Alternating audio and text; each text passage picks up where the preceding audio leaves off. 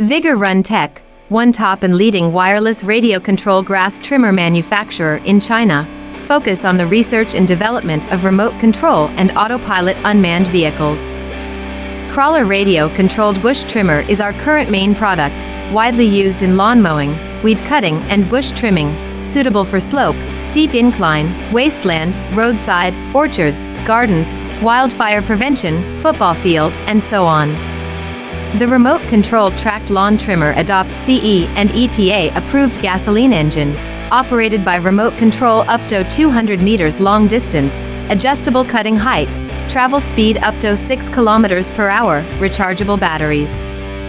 Based on the in-depth understanding of our own products, we can provide the best after-sales services. We are looking for distributors and dealers all over the world.